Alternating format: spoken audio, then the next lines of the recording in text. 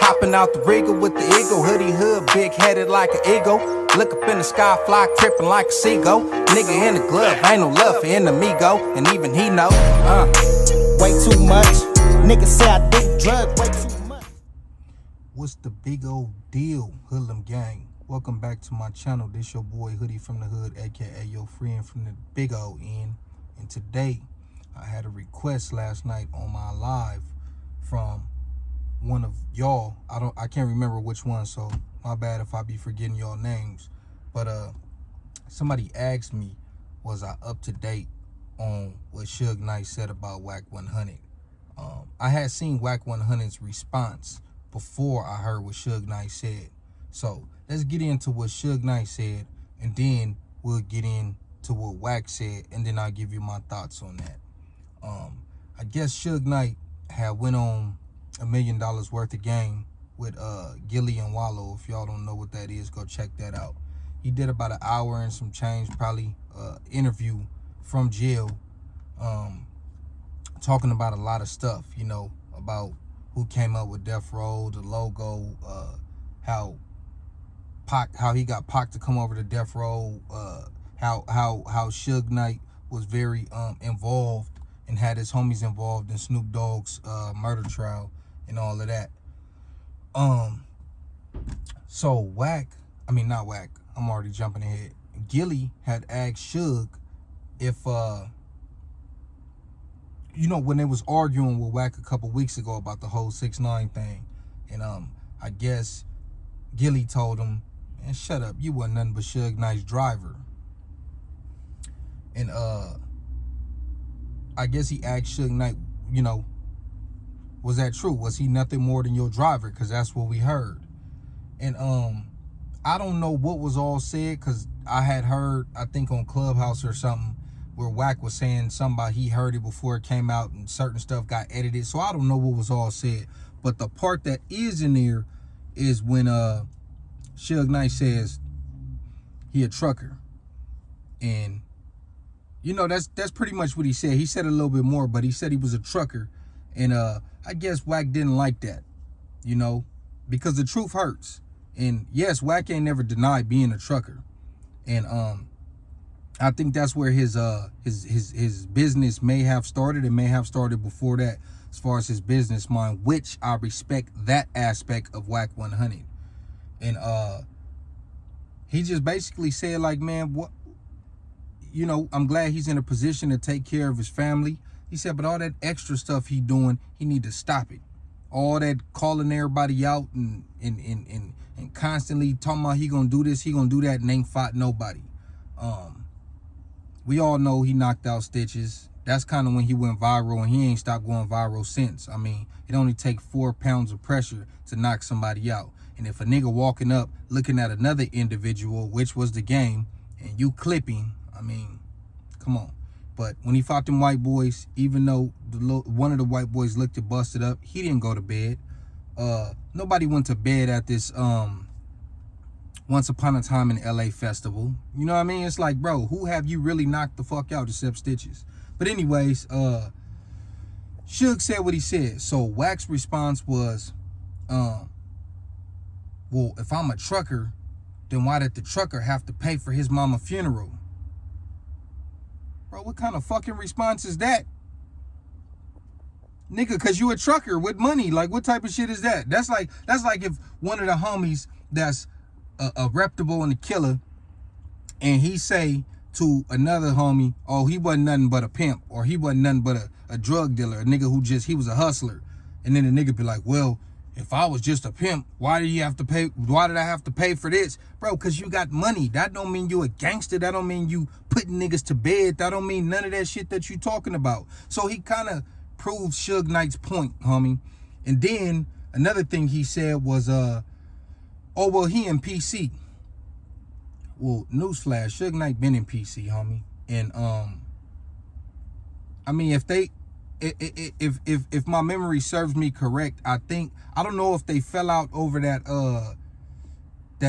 whole business deal they had going on, where Suge Knight supposedly sold the rights a couple times and they couldn't get the movie done, and Wack said he lost business relationships behind that.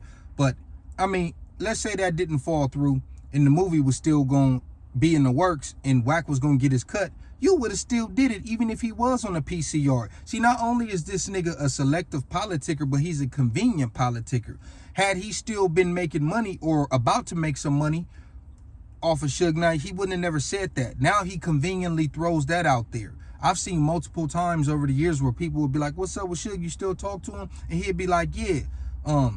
Now, I don't know when they fell out, but like I said, Suge Knight been on that PCR for some years already, and you were still communicating with him. So for you to try to throw that out there, you only prove Suge Knight's point. And I'm not saying that like Suge Knight is the biggest gangster or toughest nigga or whatever. Like I said, that man didn't have a record till he was almost 30 years old and he was famous. I mean, there's no evidence of him banging in high school or anything like that. Not one picture, not no juvenile hall trip, not nothing. But, you know, some suckers already tried to come for my head in that video I did on him a while back. But fuck them niggas, I don't care. I said what I said. But he had a point. I think they both have legitimate points about each other. And I think it's fuckery going on both sides, homie.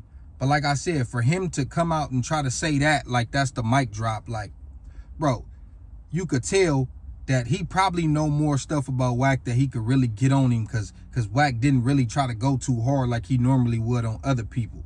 So, yeah, nigga, he said you was a trucker, which you've admitted, and he basically ain't say nothing else about your gangster or anything that he said you be speaking on shit that you don't know, which everybody knows this nigga speak on everything under the sun. And if you believed him at all, you should have stopped believing him when he said Slim 400 got killed in the 60s and all that shit. That should have been right there like, okay, yeah, this dude just be talking. Especially when this nigga told a nigga on Clubhouse that the 60s is his second home. But, I mean, 7th Ave in Manchester is not the 60s. So, if that's your second home, wouldn't you know the streets over there? Listen, you know like that meme with that one black nigga? And he be like, yeah. That moment right there. If he's a businessman, well, he is a businessman. We're not taking that from him. Why is he not setting up a fight for him to box somebody to get the bag? You want to set up for Milk and Adam 22. You want to set up for all these other people to squabble, but Milk ain't trying to set up not one fight with himself, not nobody. And you could go ahead and say, oh, I'm not trying to get no bag with these niggas or whatever the case.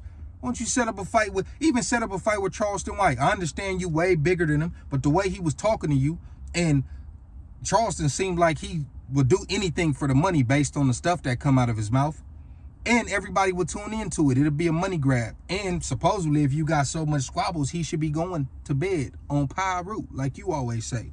But anyways, that's just my thoughts on the situation. Got to make you think why this nigga Wack ain't setting up a fight for himself. Why not? It's kind of like when Spider-Loc was saying the same thing about Snoop Dogg setting up all these fades for everybody else. And he was like, well, nigga, I've been trying to get down with this nigga for years. Who are you to facilitate? And I don't want to make this about Snoop Dogg, but I'm just saying, I'm using that as an example. Who is Wack to facilitate all these fights between these other people? He got beef with everybody. He done got into screaming matches and damn near freestyle battles where they trade insults on Clubhouse and on various other platforms with so many other people, and he ain't trying to set up no fade for himself. Come on, homie.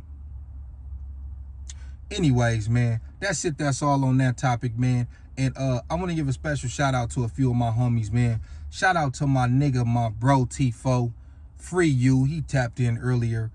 Free T-Rex, free Lil T-Rex, free Baby Young Loc, free Criplos, free Lil Hoodie, man, free Lil Tie Stick, free a gang of niggas, free Lil Ice, free a gang of niggas, bro. I'm gonna start forgetting names. I didn't write this down. I just felt like saying happy holidays and FIP to the homies who ain't here. And we still love niggas regardless.